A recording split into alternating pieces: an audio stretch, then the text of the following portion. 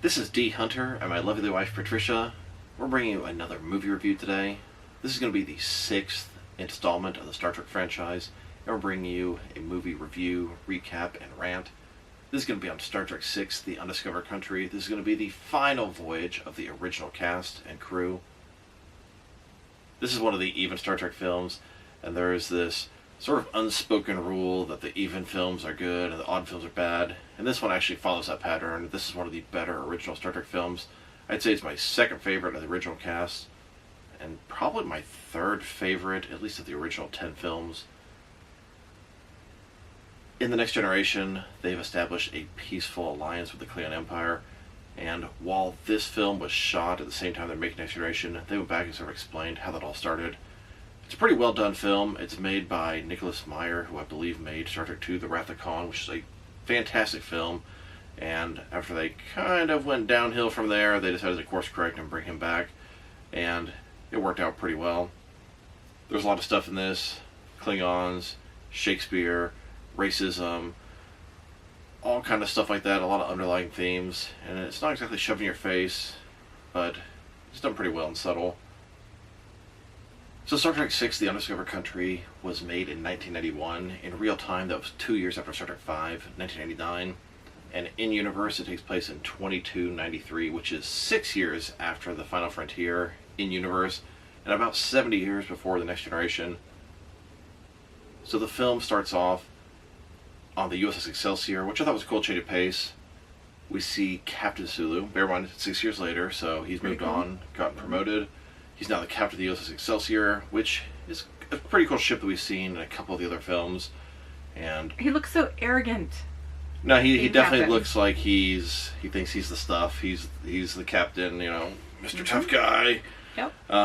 But, you know, Sulu, as a minor character, I'm sure he's happy to finally be an equal of William Shatner. I know the two of them are not fans in real life. Mm-hmm. Even to this day, they have some sort of blood feud going on. Best buddies. The movie starts off on the Excelsior, and I enjoy that. It's a more advanced ship than the Enterprise. And the shockwave hits them, and I'll tell you, the ship scenes and the CGI holds up pretty good for, I don't know, what, a 30-year-old movie? Mm-hmm. Actually, 32-year-old at this point. The shockwave hits them. Excelsior looks good. It's a nice scene. You can see this coffee cup sort of shaking. Falls, breaks. They turn themselves into the wave, pass it, and it turned out it came from a Klingon moon Praxis, and the moon itself actually exploded, they said, due to unsafe mining conditions, etc., etc., etc. I remember they hail them, asking if they need help, and the Klingons get on there. There's been an incident, Praxis. We do not need assistance. Of course, proud Klingons never want Federation people to help them. There was a nice little Easter egg on the Excelsior. Janice Rand, who was a yeoman from the original series, is, I don't know, the communications officer on the Excelsior. She's actually been in at least 3 of the different Star Trek films in similar type cameo roles. And I love Easter eggs like that. Star Trek does a ton of that in both the shows and movies, and I'm a sucker for those things. What do you think about the explanation as to how the Klingons are now at peace? They destroy the moon, and it sort of forced them in desperation to lean toward the Federation and ask for peace because, I guess without the moon, they say the Klingon Empire will be destroyed or die within 50 years. But most of the Klingons did not care about asking for peace and to get help. Yeah. They're like, don't worry, we're good. It does seem like the majority of Klingons were not interested. Chancellor, I can't remember his name in that film, he wanted peace. His daughter seemed to be on his side, but it seemed like every other Klingon was actually against the peace treaty. They thought it was going to completely annihilate their culture. They sort of perceive the Federation as a threat, and they really actually do. It's actually interesting to kind of see it from their point of view. They've always been, I don't know, sort of the assholes of the Star Trek universe. They always attack first. They don't care. They want to be Mr. Tough Guy. Yeah, exactly. Hard to get along with. Mm-hmm. Even when they're allies, they're always sort of button heads and stuff. Mm-hmm. The Klingons have justified, at least from the viewer's point of view, the way the humans feel against them. But it is nice to see it from the other point of view, and we'll get to that as we get through some other scenes shortly. I thought it was interesting how they portrayed the moon as so important to the Klingon Empire, and they won't be able to survive without it. Of course, didn't really seem to matter in the scheme of things, because 70 years later, the Next Generation, the Klingon Empire is just fine, doing great. I mean, maybe their alliance with the Federation provided them with a solution, but, I don't know. You don't hear about the moon praxis. You don't hear about... All you hear about is the Khitomer Accords. Yeah, you don't hear about any of this stuff for the most part later. They're just allies. But, there's 70 years of stuff off screen you don't see, so I can accept it's been found. That's fine. And there's this mildly amusing thing at the very end of that scene. Janice Rand looks up at Sulu and she says, "Should we report this?" And he's like, "Are you kidding?" And he's just trying to be funny. And it kind of worked. Next we cut to Starfleet Command, where there's a big meeting between all the bigwigs, admirals. You've got the entire senior staff of the Enterprise there, Uhura and all them, which honestly doesn't make any sense because she's kind of a low-ranking officer. Yeah. Sulu, Chekhov, all them. I can totally understand Kirk being there, Spock being there, all the different admirals being there, but Dr. McCoy, Chekhov, Sulu. Well, Sulu's captain, actually. He would make sense to be there. Sulu wasn't there. Okay, well... So it's basically just like the department heads. Yeah, but of course they bring back... I mean, of course, for the film, they're going to bring back the main characters. No, I get it, but, in this sort of a setting, it doesn't really make sense. But whatever, that doesn't matter at all. It starts off, they have a guest speaker, an expert on the situation or whatever, and they're all like, who is it? And comes in, it's Captain Spock. He's talking about the Klingons, the moon being destroyed, how they've reached out for peace, and how he's been in discussions with Chancellor Gorkon for, I don't know, the past few months. So I guess, time jumped a little bit ahead here, and how he has volunteered Kirk to take the Enterprise and meet Chancellor Gorkon with the battlecruiser and bring them back. And of course, Kirk has some very strong feelings about the Klingons as he's fought them numerous times in the show and the movies, and they've always been the aggressors, violent, murderous, and killed his son, which is a big deal. The son that he didn't really know that he had found him. Knew, I mean, yeah, but he didn't know. Yeah. But he has not forgiven him, and they stress that point in this movie, and it makes sense because, I mean, hell, I've never forgiven him. He does a better job forgiving than I ever would. But it's interesting to hear them all talking, and Kirk's shocked, me? Volunteered me? Really? You know how I feel about them. But there were other admirals there. The guy Admiral Cartwright, who ends up being one of the corrupt people later in the film. But he's played by Sisko's dad. He's the same actor plays Sisko's dad as plays Admiral Cartwright. But he has very strong feelings. He mentions, no, cut them off. This is the time we can bring them at their knees and dictate our terms, something like that. Mm-hmm. And it's that's not how Starfleet operates. And then they talk about, what are you talking about, mothballing Starfleet? And they're like, okay, I don't understand how they're getting from a peace with the Klingons to getting rid of all of Starfleet. And they're like, our scientific operations won't be affected. But whoa, okay. Peace with the Klingons does not mean you get rid of all your ships. I was kind of confused from point A to point B to point C. They do mention dismantling the neutral zone, which is kind of interesting. You almost never hear about the Klingon neutral zone.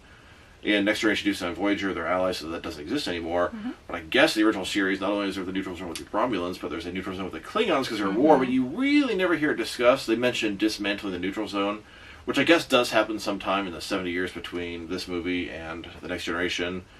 And that's fine. They're actually good allies for the most part later.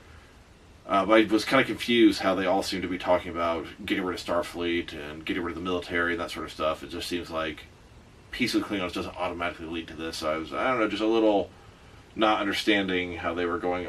They all seem concerned about, dismantling Starfleet. It's but we're just talking about peace with Klingons. I don't know. Just for me, it didn't make a lot of sense. Did you catch any of that?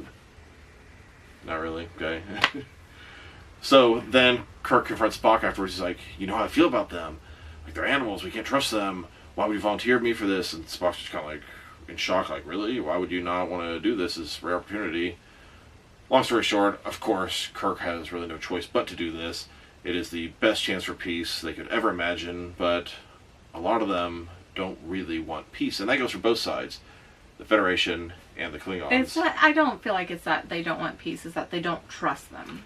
Well, yeah, but some are go so far as to kill people and sabotage things, and that goes for both. Like I said, both sides. They don't trust them. Yeah, and that's why they're acting out like that. I don't know. I feel like honestly, they don't want peace stemmed with the fact they don't trust them, but they just do not want peace. They're scared of having Klingons in their borders. They say then the Klingons are worried about their whole civilization or culture being annihilated and washed out, and it's peace. The opportunity is here, but these people that are so old school with the war and the violence, they can't even fathom it. And they almost like hate the other side so much, like peace is not even an option.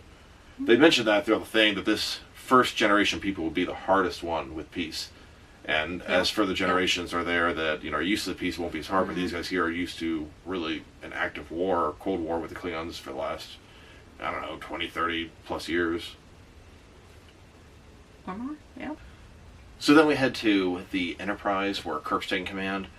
He's about to embark on this mission that he's very hesitant to do because of his feelings toward the Klingons. He begins by giving orders to Lieutenant Volaris, who's sort of a new, main character on the Enterprise. She's supposed to be at the top of her class, and she's at the con.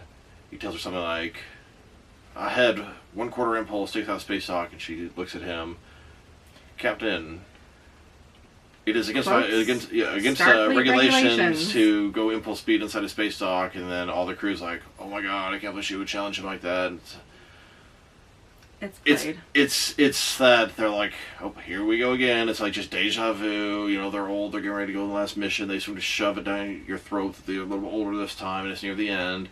And it's just like, here we go again. And to me, it just comes off very cheesy. It's like in Star Trek 2, they did it very well. This time, it's just like, same thing over and over again, done poorly. I don't know. Just my thoughts. I also think to myself, why does he get away with all these things all the time? Kirk is known for wanting to do his own thing, breaking the rules, going rogue, etc., etc. I would imagine if this is a military organization, they would be like, oh, stop him right now. He's going impulse. He's not allowed to go impulse. He's supposed to be at thrusters only. Give him a citation. They would at least hail him and say, hey, you're breaking the rules. I don't know. That's at least how I think of this thing. I said that when watching the movie, and my son was like, well, does one cop pull another cop over for speeding? And I'm like, well, honestly, probably most of the time they don't. So, I kind of get it. Kind of don't get it. I just feel like Kirk has a wide berth. He gets away with a little too much in the universe. I'm being maybe a little nitpicky at this point. So they pursued out to meet this battlecruiser, which is called Kronos 1. It's carrying Chancellor Gowron and the rest of his staff, his family, his daughter, and they're supposed to meet the Enterprise, talk for a little bit, and then they're going to escort them, I think, to Earth for these negotiations for peace and for the treaty. So they meet them, they beam over, and I actually really like the scene. They're inviting them over for a dinner between the two different senior staffs, and they beam over, and the Klingons are all these big, giant, tough guys. They got these ridges, scars, jewelry, weapons all over them, and they meet the Chancellor as this giant bone staff. It's like a giant tooth of somebody's probably killed in his ears, and they have these, spikes on their feet and on their arms, and there's giant, massive fighters, and each one is sort of looking at the Enterprise crew. And I remember the first one is just looking down at them. He's this giant warrior, and each one's just coming. Got scars and an eye patch, and they all just these giant, tough guys, kind of intimidating the Enterprise crew. Mm-hmm. Then they proceed to have a dinner together, and of course the Klingons, as you can tell, they don't know etiquette and manners. At least not in the sense of us humans do. They don't know what to do with napkins and silverware, etc. They're discussing the upcoming peace, how this is sort of a rare opportunity, and they make some really cool lines that make absolutely no sense. They're starting quoting Shakespeare and things like that, and I think General Chang says something like, oh, you've not heard Shakespeare since its original Klingon. No, it's definitely Chancellor Gowron. Gowron? I keep wanting to say Gowron. It's not Gowron. But it makes no sense saying that, but I like that they sort of translated Shakespeare, and that's been around Klingons for quite a while because I guess they've known about it, and then they prefer it in the Klingon form, which I think it's actually makes no sense. It makes no sense, but I actually think it's cool. But they're talking as a group about this peace, and General Chang's kind of poking at Kirk, one warrior to another. Spock speaking for him. Oh, Starfleet's all about peace, and this, that, and the other. Chekhov, I think at one point he mentions Chang says, "Oh, you're an annihilator culture," and they're like, "No, we're not going to do that. That's not what we do." And they're like, "Oh, yeah, is it?" And Chekhov says something about, "We believe all species should have human rights," and then Gorkon's daughter says, "Right there. That's racist. If you hear yourself talking about human rights, the word in itself, the phrase is racist." And I'm like, that's actually very interesting Mm-hmm. to hear that, because, I mean, you hear human rights, you just think, oh, the right to, like, not be tortured, not be killed, blah, blah, blah, and have, a civil defense and stuff. But I get from another species, they would just think, like, What what gives you the right to Yeah. say you have human rights? We're Klingons. Like, we give you Klingon rights. Mm-hmm. You can fight to the death if you're, challenged in court. Mm-hmm. So I found it very interesting. And then you see they're all sort of at a standstill, and Chancellor Gorkon says something like, I see we have a long way to go. And then he makes a comment about our generation will be the hardest one with peace. And, Mm-hmm. I thought that was actually very well done for the most part. Yeah, there was some cheesy stuff in there, the Klingons eating all the stuff coming out of their mouth. But it works. I thought the scene was actually really good, and the fact they're talking about racism and all this sort of stuff, and you can see the older warriors, Kirk, Chang, having a really hard time with this notion of peace. They don't want peace. They want to keep going the way things were, but for the Klingons, that's going to be death. And the Federation, they're all about peace, so of course they're going to jump at this opportunity. I thought it was pretty well done. And then, of course, the Klingons all leave, and Kirk, they're all going to bed. They drank a bunch of Romulan ale, which is illegal. I don't really know why they had it on their ship. They seem to always have Romulan ale on their ship, even though it's illegal. And they're kind of hungover, kind of wasted, kind of tired, going to bed. Kirk's, head spinning. He's laying down on his bed, and of course they call him to the bridge. He's tired. He wants to just sleep it off, but he can't. He has to go to the bridge. Gets on there. Spock or somebody's showing him, hey, there's this unusual reading near our ship, and they don't have time to look at it. And then, bam! A torpedo fires and hits Cronus 1, the battlecruiser, which, of course, probably has shields down, is defenseless, is carrying the leader of the Klingon Empire. And another torpedo hits. Bam! They're horrible shape, totally messed up. They arm the torpedoes, turn the ship around, about to just shoot the Enterprise, and Kirk says, signal our surrender! And if you know the Klingon, or the Star Trek universe at all, surrendering to Klingons is pretty much going to lead you to death or torture. And the crew's kind of like, oh my god. But Kirk knows his entire mission is to escort them to Earth for peace. And if this does not go well, let's a firefight between the two ships, he's going to start a war. He knows, I'll sacrifice my ship, my crew, whatever I got to do for this peace. It's what the Federation wants, it needs, etc. Mm-hmm. So they find out there's been an attack. You actually see on the Klingon ship 2 Starfleet officers in their spacesuits with the magnetic boots because the anti-grav is messed up. They're going around just killing all the Klingons, murdering them, butchering them. And humans have red blood. Vulcans and Romulans have green blood. Klingons have sort of pink or purple blood. And as they're killing them and the anti-gravity's not working, it's a scene that, I don't know, I've always been sort of bothered. I thought it looked stupid and kind of cheesy, but kind of cool at the same time. CGI was kind of new at this point, and actually I think the effects hold up okay. It was really, really well done. But they're shooting the Klingons, and since gravity's not working, all this blood is just sort of floating in little like purple blobs, and it looks really kind of weird. I don't know, when I saw this as like a kid, it always sort of struck me as, I don't know, kind of dumb, and stuck with me to this day, feeling that way.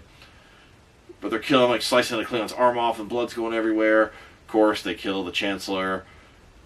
Then they leave, and Kirk and McCoy find out this attack, and they want to help. They don't want to get blamed for this, so they go over to try to help. They say, we're unarmed, we're going to beam over. Of course, the Klingons do not trust them at all. As far as they're concerned, the Federation has just attacked them, blindsided them. So they go over there, they find the Chancellor. He's just, his innards are exposed, he's dying, it's disgusting. Gravity's come back on at this point. There's actually a pretty cool scene that gravity comes back on. Yeah, and all the blood sort of splatters down to the ground. So Kirk and McCoy are looking at the Chancellor, and he's trying to give him like a hypo spray, trying to do whatever he can. He doesn't know enough about Klingon anatomy to save him, which it makes sense. They weren't allies. They haven't had a chance to really explore one another or whatnot. And he's just bashing his chest in, trying to give him mouth to mouth. But in Enterprise, they already had the Klingon. Okay, yes. So they should have known. So in universe, if you take into consideration the show that came out at least 10 years after this, yes, Starfleet already had the ability to sort of learn about the Klingon innards and whatnot. In the first episode of Enterprise, they had a Klingon that they transported back to Kronos who was dying. They kept him alive. Now that doesn't mean they know everything about Klingon anatomy, but yes, they would have had a full scan, full detailed records. You're right. Of course, devil's advocate, that episode was shot at least 10 years later in real time after this one, so I'm just saying, like... But it's canon, right? Yeah, yes, it's of course, canon. but it's a perfect example of how they, real small things that contradict each other throughout the years, and that's just the way it is. It's things this small, I learned to not let bother me to a point. Because you didn't even think about that! So, but he's like bashing in the Klingon's chest. I'm sure the Klingons are kind of looking at him. Either they're like, yeah, save him, good job, that's what we do, we hit each other, save him, or they're like, what the hell, he's beating him, like, right now. Mm-hmm. Of course, he dies, and then Kirk, I think, surrenders himself and McCoy, and they... Which they were already doing. I think they stay on the ship. I don't think they ever go back to the Enterprise, do they? I don't fully remember. I don't think they do. Then they stay there prisoners there. And I see they're contacting the Federation president, basically saying, we want Kirk to stand trial, Klingon style. This is according to the treaty of blah, blah, because the daughter has now been... Yeah, she became basically the chancellor, or chancellor. Like temporary chancellor or whatever. Yeah. And they say if they make one attempt, a military operation to rescue Kirk or McCoy, that we consider an act of war, the peace is over, and the president's kind of like, okay, you don't really have a choice, so sure, that's fine. Then they go to this trial scene. They take him to Kronos, and the scene's actually kind of cool, and they replicate it in Enterprise later, but you have this Klingon, I don't know, judge or whatever. He's got this big stone ball, and he keeps hitting on the bottom. It's like, the mallet in the courthouse, kind of attention, order. Like claws. Tons of Klingons up in this huge area, all looking down here, screaming, cheering, booing, etc. Kirk and McCoy have like a public defender. And it's a Klingon appointed to them, who was played by Michael Dorn, who plays Worf in Next Generation Deep Space Nine, and I believe he's considered to be Worf's grandfather or something. He has a name and all that stuff, although none of this is shown on screen. Nothing on screen actually tells you this. All those ridges are kind of similar to the House of Moog. But I believe in the actual canon, this is Worf's grandpa, so I guess it'd be Moog's dad. I don't know, whatever. It's still kind of cool, but it's odd that they would take such a familiar Star Trek actor, because do not forget, Next Generation was in like season 4 or 5 at this point. They've been going on for quite a while. They could have just done Jeffrey Combs! Well played. Well played. Well played.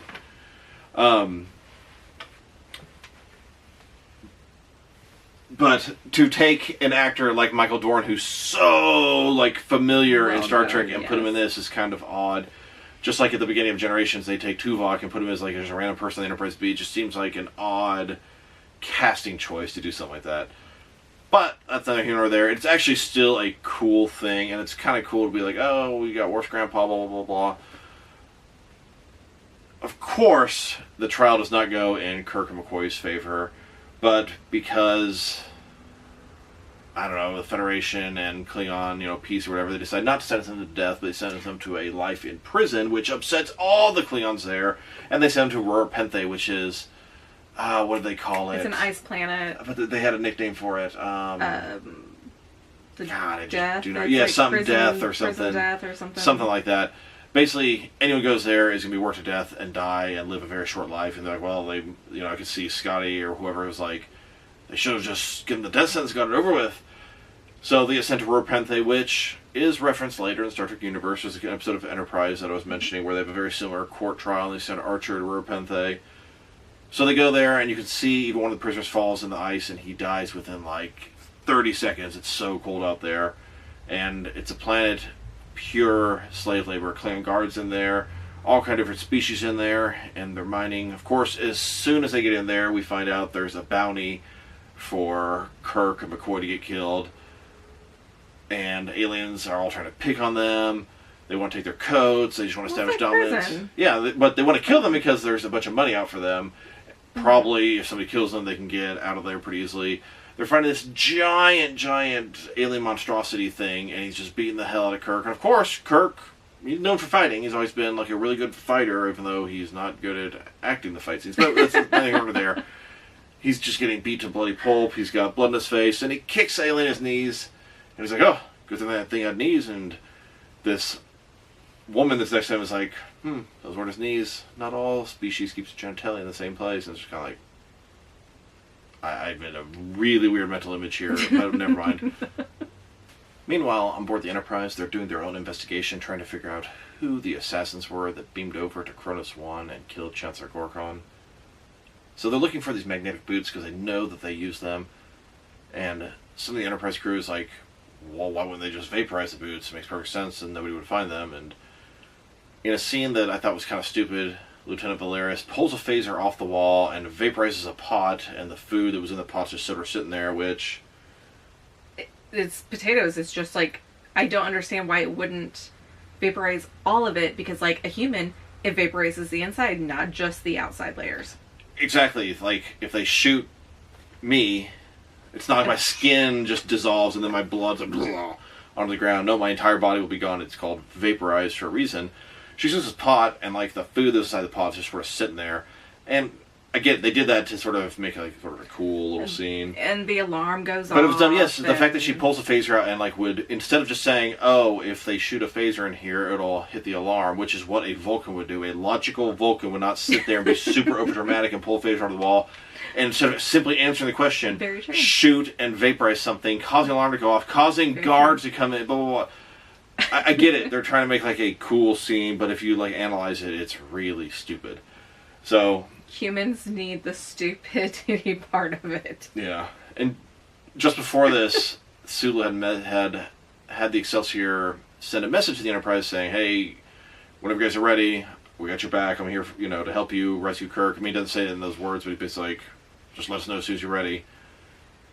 Then, back on the Excelsior, you see one of the officers, and it's funny, it's a little cameo from Christian Slater, who I heard he was a big Star Trek fan and asked to be in the film, but he's in this like 2-second scene where he just goes to Sulu, who's, I don't know, sleeping in his quarters, and he says, Starfleet's asking us if we know where the location of the Enterprise, and Sulu says no, and he's like, what do you mean no? And he's like, you heard me? And he's like, yes sir.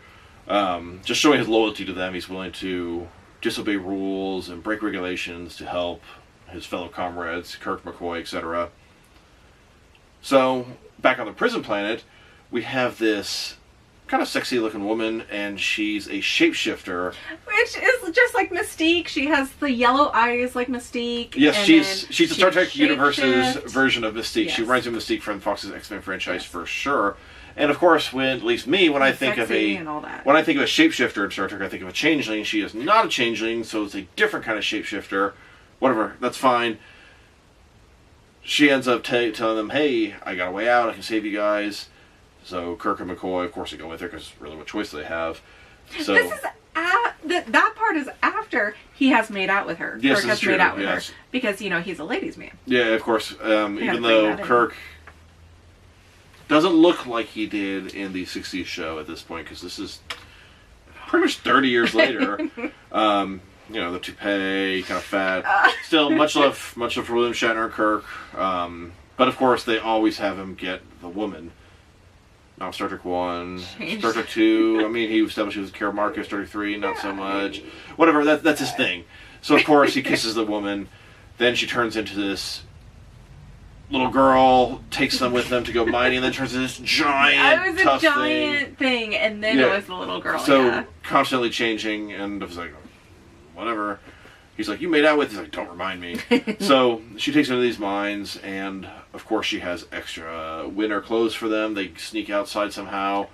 They're going all through this horrible cold planet. They're trying to get out of the shield because Kirk has some sort of homing device on him that Spock put on him. And once they get outside the shield, as soon as they walk far enough, you can see on the Enterprise, Spock picks them up. He's like, oh, let's go, Repente, go get them. Which I do think is kind of interesting, because they said it'll be a declaration of war if they save them. And Spock's like, fuck it, I'm a Vulcan, I'm a Starfleet captain, I don't care. I'm going to save him and start with the Klingons if that's what... It's like, okay, loyalty, good, sure, whatever, I get it. It doesn't make sense, because that's not logical. No, but whatever. It's it's the movie, and they're kind of showing the friendship, but whatever. But he's also half human. Half human, yes, and that's his friend, but... So they're going to save them. And of course... In this scene, the shapeshifter turns into Kirk, so we got two Kirks on screen here, and this was in 1991. This is like the early days of being able to do something like this, where you have two of the same person, sort of cut and paste it onto there. And it actually holds up decent. It didn't look too bad. Yes, you can tell it's like fake at some parts, but... Well, just kind of like the Flash trailer. Like, it doesn't look right when they're right there next to each other. But this one actually looks better than... No, they did a decent job, especially considering this was, 32 years ago. The effects hold up pretty good for the most part in this entire movie, considering how aged it is. And this was early day CGI with the blood, and then, the Kirk thing, which, I don't know, maybe CGI is not the right word, but they're there, and the Klingons come. Of course, it's all a trap. She's trying to lure them out, make it seem like they were escaping so the Klingons could kill them because they didn't want to give them the death sentence, but they wanted to get killed in prison, pretty much is what was going on. And he kills one of the two of them because everybody says, "Oh, kill him! No, you idiot, kill him! I'm the real one, kill him!" And he just kills one. And coincidentally, it was not the real Kirk, it's the shapeshifter. And at this point, he's getting ready to tell them his entire plan, which is that stereotypical villain just being stupid right when they're about to kill the hero. He's like, "Well, since you're going to die anyway, I'll tell you who it is. It's..." And then right at that moment, the Enterprise beams them onto the ship. They're up there, and Kirk's like, "Couldn't you have waited 2 more seconds?" Like, Chekhov's like, "Oh, you want to send us back?" I'm like, "Nope, absolutely not. It's cold down there." Mm-hmm. Just that stereotypical dumb scene that seems like all James Bond movies try to have when they have the hero trapped, chained above a tank full of sharks, and being lowered down to there, and they tell them the whole plan. They leave, don't see him die, and of course they escape. Very deja vu, very predictable. And the movie does a ton of that sort of stuff, and most of it just kind of falls flat to me. But at this point, we finally have the crew reunited with Kirk, and right before they save them, Spock was trying to figure out, okay, what happened.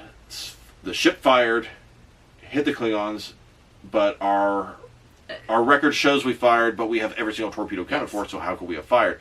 Then he tries to surmise, well, if everything possible has been eliminated, then obviously the answer is the impossible, and then he basically somehow extrapolates, it must be a cloak bird of prey firing below us, blah, blah, blah, blah. It's like, just a little too convenient how he came from, like, point A and just sort of guessed all this stuff. It's a Vulcan, which smart. Is totally accurate.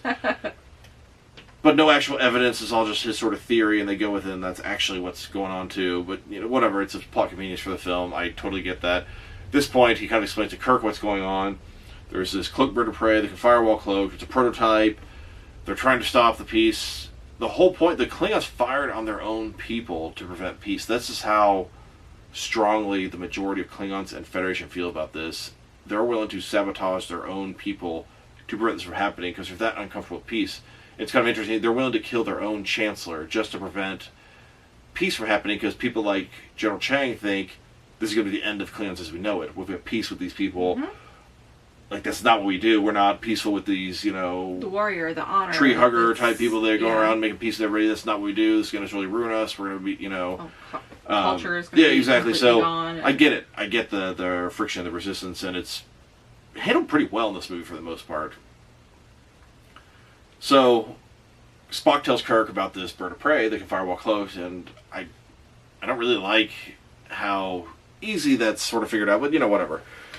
So they want to go to the new negotiations, the peace talks, and of course they don't know where it is, but I think they contact Sulu, and he does know where it is, so he tells them, bam, Enterprise on its way to that planet, Excelsior's on its way to the planet, but they're a little behind, and the Enterprise gets there, they're, 12 minutes from the planet, something like that, and of course, what happens? The bird of prey shows up, because they don't want the Enterprise to get there and explain there's this huge conspiracy between the Federation and the Klingons with all these people trying to prevent peace from happening.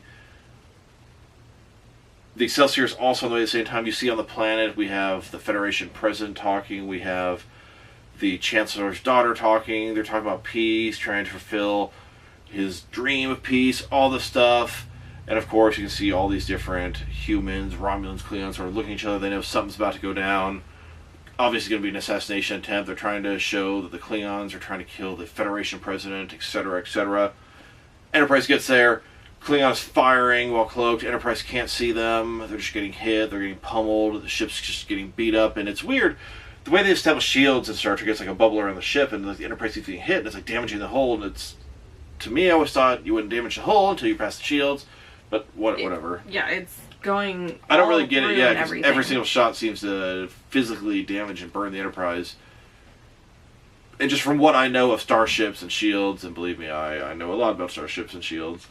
It just seems like that wouldn't work that way. But whatever, it's fine. So they're getting beat up pretty bad. You can see Sulu in the Excelsior, his first officer, is like, Sorry if we fly any faster, the ship will fly apart. He's like, fire apart! And they finally get there. Cool, there's more advanced ship. You see General Chang there's like, we have 2 targets now. So he starts firing at Excelsior. I mean, it's this big deal. Excelsior gets hit, and they're like, Excelsior's been hit. And the entire crew of the Enterprise is like, oh my god. It's like, okay, we've been hit like 10 times. They're fine, like good. Now we can share some of the damage.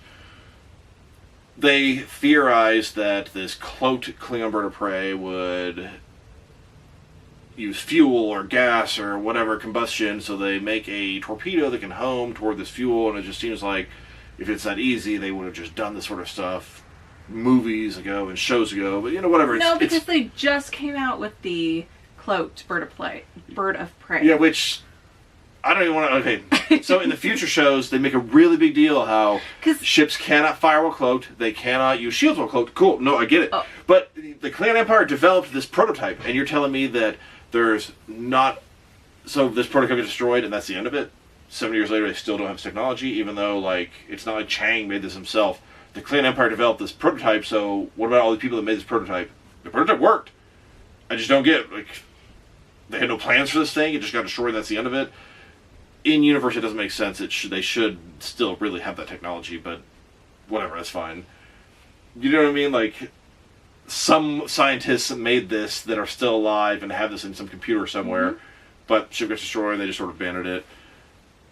Whatever, that's fine. I know there might be some truce, because I know in later shows they mentioned, in the Kinner records, they weren't allowed to use the cloak device on the Defiant. In at the Alpha Quadrant, can only use the Gamma Quadrant. So maybe there's some treaty with the Klingons that they're not allowed to develop this sort of technology where they can fire while cloaked. Whatever, neither here nor there. It's just another plot convenience for the film, which is fine. It's a really cool scene when they finally fire that torpedo and it homes toward the bird of prey and it's just going on. And then, of course, General Chang is sitting there quoting Shakespeare. And I think it's kind of cheesy, but it comes off really cool if you ask me. It's very interesting how all the shows go back to the old school Othello, all the Shakespeares, and it's I was supposed to read that in school, but I really didn't. Big part of why I really like Gargoyles cartoon, which also features 8 trillion billion Star Trek actors. But anyway, so General Chang looks toward the audience and says, "To be or not to be," and the scene, it works pretty good. Then the torpedo hits the bird of prey. You see the Excelsior's target explosion fire, and both Enterprise and Excelsior just pounded it with torpedoes. It's pretty cool. The bird of prey finally blows up, and it's reused from the same bird of prey explosion from Star Trek 3. And they reuse the same bird of prey explosion in Star Trek 7, which is the Next Generation film. Just mildly interesting. It's not bad, it's just kind of interesting how they literally took the same thing and used it 3 different times, and I think it was even used in the shows at one point in time. Still, it's cool. They finally get to the planet, they beam down, and of course, before they actually went there, that's right, they were trying to figure out on the Enterprise who the assassins were. 2 crew members, they found out were the assassins. Volaris killed them, and because they wouldn't be able to rat once they figured out who they were, of course, Kirk, McCoy, and Spock made this plan where they would pretend like they were still alive in sickbay, and then Kirk and I think Spock pretended to be unconscious at sickbay.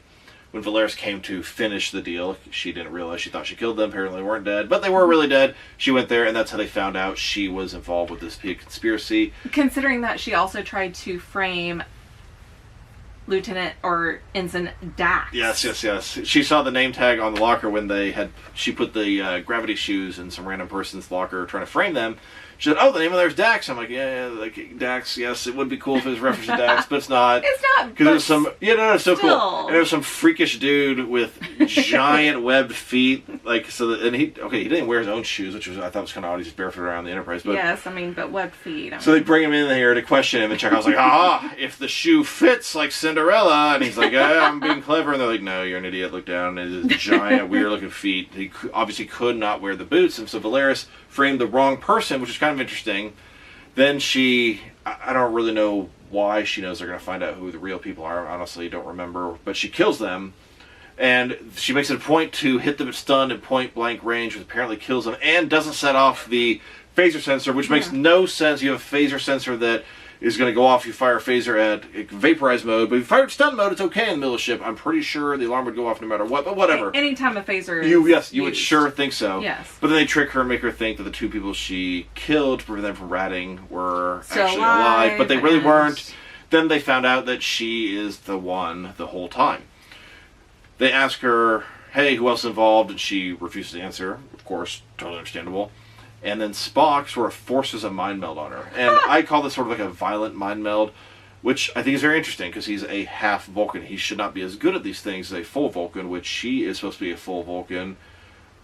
And getting a little off track here, originally the character of Lieutenant Volaris was supposed to be Saavik, which was in Star Trek 2, 3, and 4. But for whatever reason, they decided to change a character. Originally, she was like part Romulan and part Vulcan, and they completely abandoned that for the films, and they totally changed character for this film. And I don't think she would have still been a villain if it was Saavik, and I doubt they would have ruined the character they established before. No. Just a little bit of useless information on the side there. So Spock is doing a mind meld with her, and you would think he would not be strong enough, sort of psychically, to do this, being a half Vulcan, and she's a full Vulcan, she's able to block him, but whatever.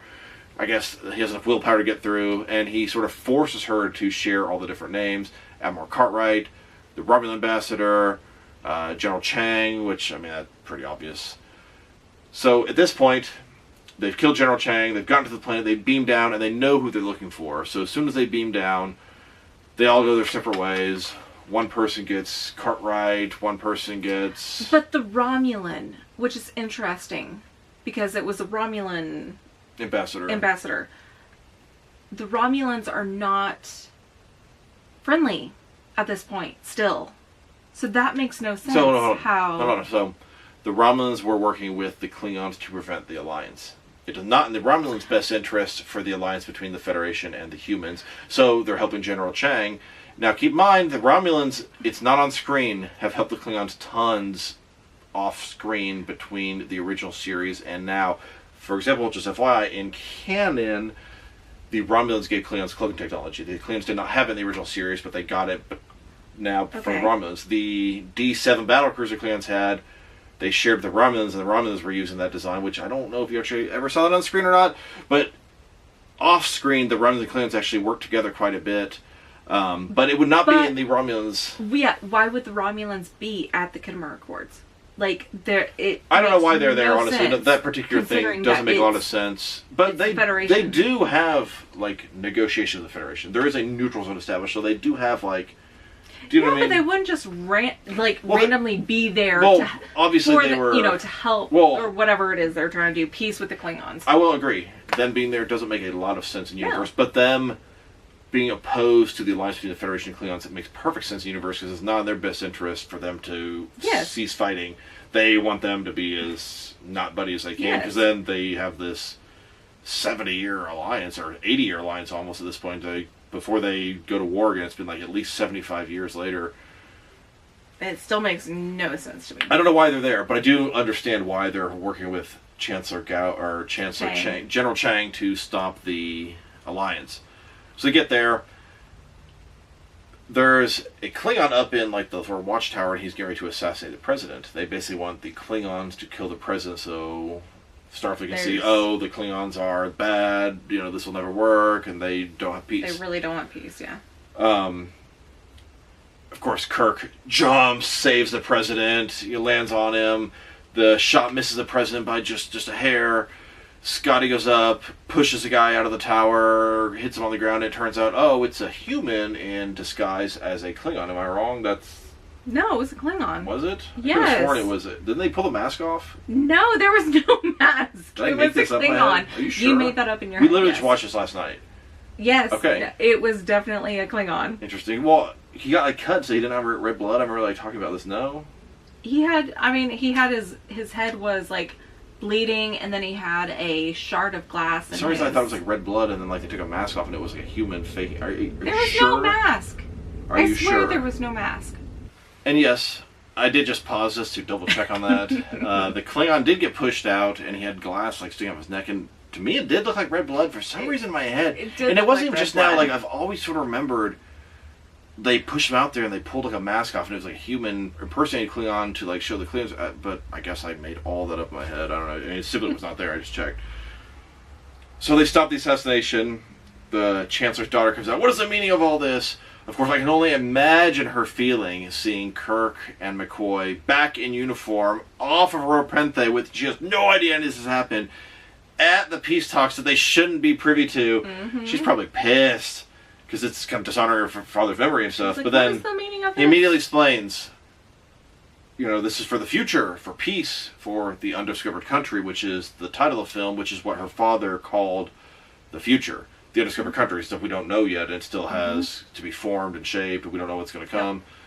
Yep. And she mentions, you've honored my father's memory, and he says, and you've honored my son's. And it's a kind of time where you see they both kind of got past their prejudices. Because honestly, I don't think she agreed with her father's vision of peace. I didn't feel there were that parts either. in the film where she was talking to all the other Klingons there, and they seemed like they wanted to go do something, and she was like, no, we'll stop. But it kind of made her seem like she was on the side against peace, and until this moment kind of showed, oh, hey, maybe they are trustworthy, maybe this is going to work, maybe my father was right, maybe, you know, blah, blah, blah. I kind of thought that was well done. I also liked how when Sulu came down there, they had Admiral Cartwright at a phaser, they had the Romulan at a phaser, they knew exactly who to go after, and all this conspiracy was exposed and put out into light, and then it allowed peace moving forward. At this point, they all go back to... but at the same time, everyone lines up and they start going... Oh, yeah, that was dumb. So, right at the end, because bear in mind, I think it was well established this was going to be the final film of the original cast. I mean, it was in 1991... It was season 4 or 5 of Next Generation. Next Generation had been on for a little while. Deep Space Nine was probably already like in development at this point. They knew Next Generation was not going to go past 7 seasons. That was the original plan. They were going to do a movie right afterwards, so there really wasn't going to be time for any more original movies. And they played their role as 6 movies, and they were successful financially, almost all of them. There's a reason they made 6 of them and just kept cranking them out because people kept wanting to see more of them. They gave them this sort of finale. On the planet there, all the main characters walk up. It was Sulu and Scotty. Yeah, no, but they went up to the podium with Kirk. Yeah, exactly. It was just the 3 of them. No, it was the whole. No.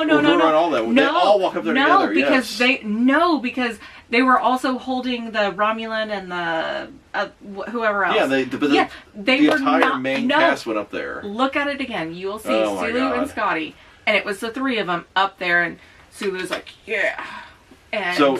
Then they go back to their ships, and you got this... I swear to God, that's where they had the... Mm-hmm. And of course, yes, I paused it to go check on that as well. And yes, at the end, it's Scotty and Sulu and Kirk up there. But you got Uhura and Spock right on the side, and I mean, I'm assuming Chekhov's right there too. You got this last little sort of, one time they're together. Then it goes to the 2 ships. Sulu's, hailing them, hey, blah, blah, blah, good job, everybody. And then you see the final shot of Kirk and his senior staff on the bridge. And they get this message from Starfleet saying, Starfleet's ordered us to back to space dock to be decommissioned. Now, I don't know, I just feel like they wouldn't get the order to be decommissioned like that through the communications officer to tell the captain. They would tell the captain in private, blah, blah, blah. Don't get me wrong, the ship's all beat up and it was really damaged, but it's been damaged far more than that before and fixed. I don't really get why they're decommissioning it, like, just sort of out of the blue at this point, after they made this heroic, deed to make peace throughout the entire Alpha Quadrant, et cetera, and thwarted a conspiracy, all this stuff. But whatever. That's just the way it is. I love they made it a comment. We saved the world, and this time they're not going to prosecute because they saved the world before, and they got they've been prosecuted how many times? I mean, they broke the law many a time, but they really only got arrested one time with that. But it was kind of cool at the end, and then they, Kirk, of course, being Kirk, doesn't follow his orders and decides just, head to the second star on the left and go that way till morning or whatever. And, it's kind of a very Kirk-esque. Peter Pan. Is it? Yes, it's Peter Pan. Okay. I didn't catch the reference. I just thought that was... It's totally Whenever I heard that in my head, I thought, oh, that's Kirk. But really, I guess they're referencing something else. To the right, not until morning. Interesting. I've always been like, they're referencing Kirk. Every time I've heard that, they're referencing Peter Pan, apparently. That's We'll just have a to watch Star that. Trek fan's point of view on things. Anyway. But it's a very kind of... It's a nice little send-off for the crew, for the generation, for that era of Star Trek. Even though the other era of Star Trek is actively happening in real life. But in universe, it's not for another 70 years later. Now, of course, when my family and I watch something like this, I'm that guy who has that extreme attention to detail. So, as we're sort of recapping the Star Trek universe right now, after watching Star Trek 6, we're going to start The Next Generation, because that takes place 70 years later. But of course, I made us watch the opening of Star Trek Generations, which is on the Enterprise B, which takes place, I don't know, maybe 5 years later. And it's where Kirk dies, it's Kirk and Chekhov and Scotty on the Enterprise B, and Kirk sort of sacrifices himself to save the ship, although that's not the end of Kirk. But in universe, that would be the next part before watching Next Generation, so I made us watch that as well. In addition to that, because the crazy OCD guy that I am, we also watched the episode of Voyager called Flashbacks afterwards, and that is the 50th anniversary episode of Voyager, where they revisit the events of Star Trek 6, and you see it from Sulu's point of view, because I guess Tuvok was a member of the crew on the Excelsior, which is kind of interesting. Yes. Although... But it's really neat because they bring back Dimitri, they bring back the other... Janice Rand. The other con officer guy. The Helm people, they bring them It looked like they back. actually had the same actors back. And They do. This would have been shot, I don't know, like 6 or 7 years after the movie. Not that long later. They got Sulu to come back and reprise his role for the 50th anniversary. I thought it was pretty cool. They actually got Janice Rand to also come back. They also got Kang, who's a Klingon. They use the same actor from the original series who reprised his role in Deep Space Nine, who's now reprised his role in Voyager because he died in Deep Space Nine. It's actually really cool. I love that sort of Easter egg stuff that Star Trek does.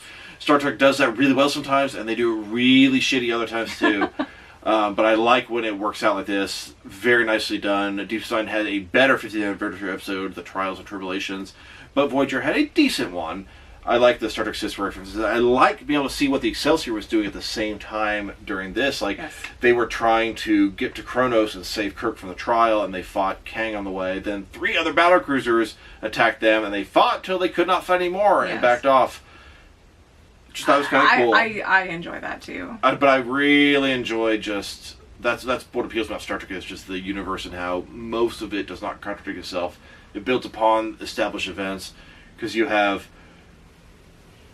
the events on the Excelsior, the Praxis, the Repenthe, Kronos, all that stuff going on in Star Trek 6.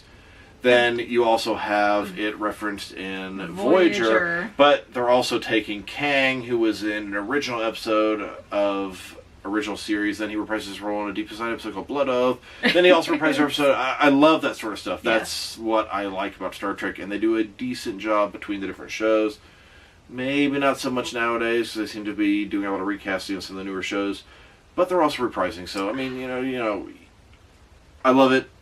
I hate Star Wars. I don't like it when Star Trek does this, and this is just so much better. I don't like it when they don't do it well, though.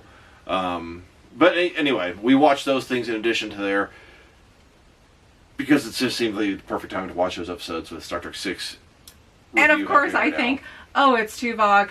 You know, and the girl is like falling off the cliff and everything, and I'm like, I hate this episode. Yeah, both my wife and my son are like, this episode's stupid, we hate this episode. I'm like, no, it's not. I'm thinking to myself, I'm telling them, it's not the episode you think it is. I also, whenever I see this, I'm like, God, I hate this episode. But it's actually not even what this is about. That is actually not even a real event that happened. It's really dumb how they explain it, but it's a way to get Sulu back in there, and it actually worked out pretty cool. Okay, but the main character in that show, right, that episode, is Dimitri. So, if I were to rate this film, I think I'm going to give it a 7.5 out of 10. Now, I think to myself, it has some cheesy moments in it, but for the most part, it's a good movie. It's a good Star Trek movie, and it, as far as addressing actual important events in the universe, it's a very important event, the Klingons and the Federation becoming allies. And it's done decently. As far as the original films go, it is my second favorite. Wrath of Khan is my favorite, followed by number 6. I would say I like it better than most of the Next Generation films, but First Contact I like better than it. And I'm not sure about the reboot films. I require a little bit more thought. 7.5 I think is what I give it. Wrath of Khan probably gets like an 8.5 for me. This is probably 7.5. God, the next best one is probably Star Trek 3 in my opinion, but we're starting to get down and down and down at this point. I mean, they're not bad movies, but they're not great movies, that's for sure. So what do you think? I give it a 7.5. I would probably say about the same. It was good, and then once you showed me again the Voyager episode, that really like solidified it. I know. I love how you were like, I I hate this episode. I don't want to watch this, and I'm like, well, it's not what you think it is, because I felt the same way when I said girl part, but it's actually it has some cool parts in that episode, and this movie has a ton of cool parts, and the ship battles are good. The cloaked while cloaked is good. Although I will say that part confused me a little bit. They couldn't fire. They can fire while they're cloaked, but apparently they couldn't raise their shields while they're cloaked because they got destroyed with one little torpedo. Isn't that the same in all the other episodes? No, typically they can't. But in saying since this ship's an anomaly and can fire while cloaked, you would think it would also be able to raise shields while cloaked. But well, I'll pull out my technical manual and find out why the bird are. I'm kidding. He will. So anyway, that wraps up Star Trek 6. Now, as a family, we've been going through the Star Trek franchise, and we're actually ready to watch Star Trek 7, so that review should be coming in the near future. Really looking forward to do the Next Generation movies, and eventually getting to the reboot movies as well. So, this is D. Hunter, and my lovely wife, Patricia. Thank you guys for watching this. If you liked the episode, press like below. If you have anything you want to say about the video, add to the comment section. If you want to see additional movie review and action figure reviews from us, press subscribe. We do appreciate when you do that. Once again, D. Hunter, Patricia, thank you guys for watching this episode, and we'll talk to you guys real soon. And as always, live long and prosper.